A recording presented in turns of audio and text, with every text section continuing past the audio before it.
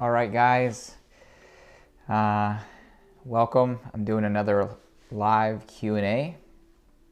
So my topic today that I'll talk about is nutritional deficiency syndrome, and kind of define that. And since all this month we'll be talking about strategies and ideas that help not only you guys who are in our community here in West Knoxville, but also those who are part of the office.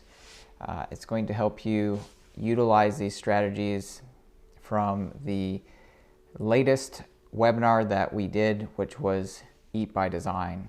So I'm going to let a few people kind of hop on, but let me introduce myself. If I haven't introduced myself, it's Dr. Trent Hippard with Restoration Chiropractic here in West Knoxville, Tennessee.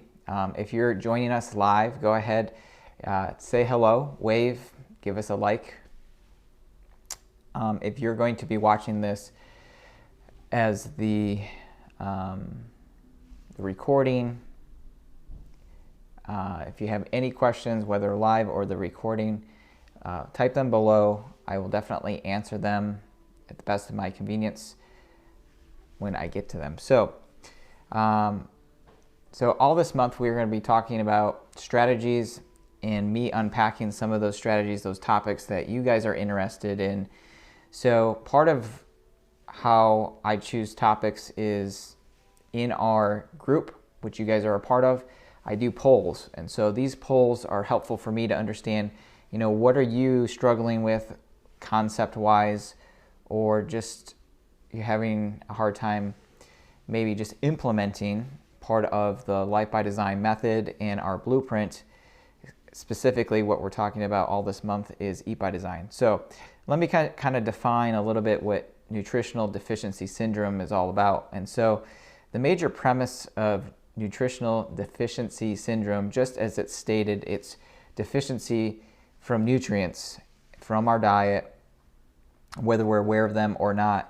And most Americans are eating an ultra-processed diet, which is creating deficiencies for them, and also it's creating a toxic load for them, not only in terms of nutrients on a macro and micro level, and we can talk about those and describe just what those are, but more importantly, it's creating really a toxic energy load for them in their body. And so this leads and paves the way for your higher risk of chronic illnesses and diseases. And what's alarming is that chronic illness and diseases continue to go up over time. And we're seeing this statistically through, obviously, chronic illness and disease rates that are being reported through our health agencies and, of course, the medical system. But more importantly, we're seeing these rates continue to climb, and we're conditioned to think that it's a hereditary or a genetic factor. And that's a whole nother topic. I won't get into that today, but my most recent post does talk a little bit about that. If you follow us on Instagram or Facebook, go ahead and check that out, because I talk a little bit about the genetic aspect. But what I want to talk about is the nutritional deficiency syndrome. And so the premise of this is that real, whole, organic food is required nutrients for you to, on a physical and biochemical level, to be healthy and sustain your health. So one of the questions you may ask or have asked yourself, whether it was out loud or not, is this one. And pardon me if I look down, I'm looking at my notes because I want to cover a few things so I don't get sidetracked. And I want to keep this short for you, because obviously this is over your lunch period if you're watching this live. So what do we have to do if we want to be healthy, right? A very generic question, but it's a good question, because the answer to that is it's easy. We need to increase our cellular function and then sustain it. So, well, you may say, well, Dr. Trent, that sounds very simple and very easy, because it is. That's what health is understanding the biology of just how you're created and designed, And that's part of my goal and my passion. What we do at Restoration Chiropractic in West Knoxville is that I teach through our webinars, through our Life by Design method, whether in our office or part of our community here on Facebook, is to teach you these strategies of understanding your design of your biology and what's required for you to meet those requirements. And interesting enough, I love the analogy of thinking of it as a recipe. And so if you are a baker or a cook or within those realms, if you have a recipe, this recipe is designed to create that dish, and that dish is, if you supply the right ingredients and follow that recipe, is always going to come out the way it was intended. Now, the problem is today is that we've read the blueprint completely wrong or been conditioned to read it wrong. And so again, that's part of what I do to help you kind of break these parts down and make it digestible and simple for you to take. So back to that main question, what do you need to do to be healthy? Well, increase your cellular health and maintain that and sustain that. It's pretty easy, okay? Now, health, like I said, is simple. So we want to provide the cells with the most sufficient amount of natural resources, and that's what they need to properly function. And of course, avoid the things that are creating toxicity. So real quickly, because I don't want to keep this super long today, but these are my real quick, what do you need to be healthy, sustain your health, and maintain that in terms of nutritional requirements.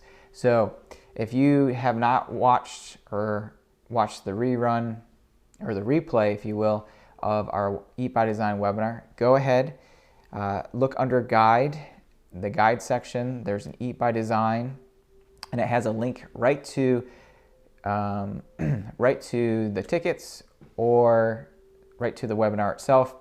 And if you're a member in our office, we sent you a link to that webinar.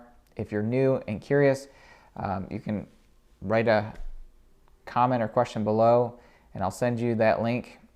But that's where you want to register for your tickets, is there in that guide.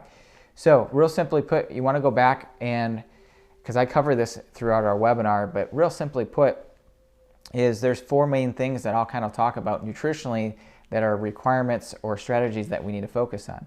Now, caveat here is, you may have heard me say this before, but we don't adhere to a specific diet, because it's not about a specific diet. And all diets, they do work for people, but they all encompass the same foundation.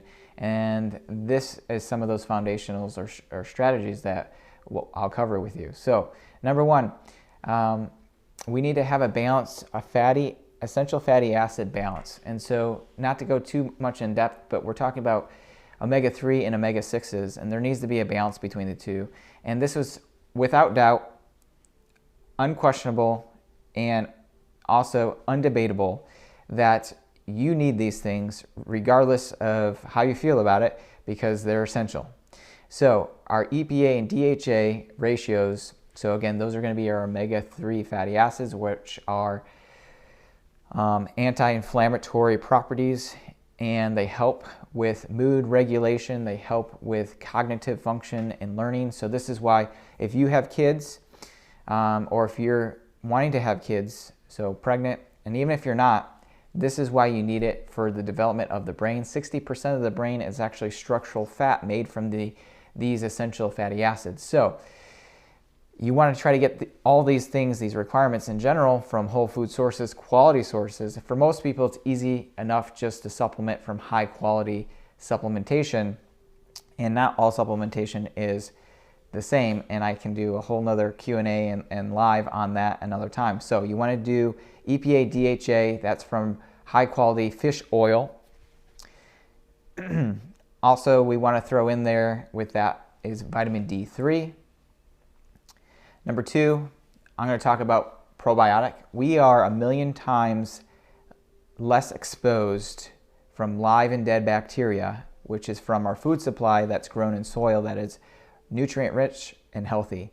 And because of the process of mass food distribution, that and radiation for certain foods and packaging, and the average foods in general are actually picked before they're completely nutrient rich and ripen. And they travel about, on average, 1,500 miles before they reach the grocery stores, and by the time you pick it up, it's somewhere between 3 and 5 days old, let alone it's picked at the less nutrient dense phase of that fruit or vegetable that you're buying, let alone we need to buy organic. And if you're curious of what organic and conventional, what that means, go back to the webinar. I explained that, and I actually have a slide specifically on a PDF that you can get and download of what you can buy organically and what you can get away with buying conventionally to save you some costs there. So probiotic, and why that's important, we need to take a probiotic. Again, another hands down, it's not questionable, not debatable, based off of the evidence and research that we know today, is because this helps with enzyme functions, this helps with pH, this helps with the microvilli that's in your stomach, and also this helps with the neural innervations, so the brain-body connection.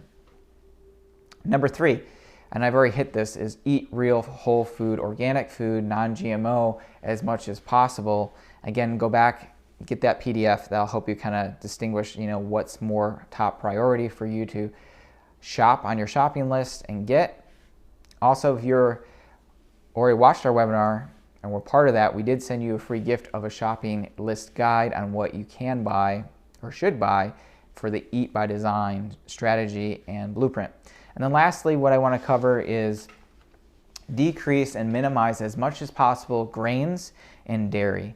Now, grains in general are pro-inflammatory, and so are dairy because of the process in general. We want to limit these as much as possible, and there's certain caveats in there saying that I'm not saying that you can never have a dairy product that you like, whether it's yogurt, or whether it's cottage cheese, whatever it may be. And the same thing with grains, with oatmeals, whole grains, oats, because we're taught and conditioned that whole grains are awesome.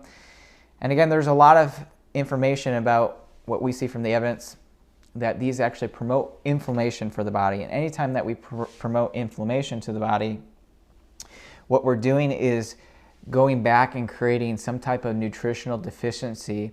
And the longer that goes, it creates a syndrome. And that syndrome basically is this: anything that's less than sufficient, right? So if you're not producing a requirement, it's insufficient or it's a deficiency to some degree.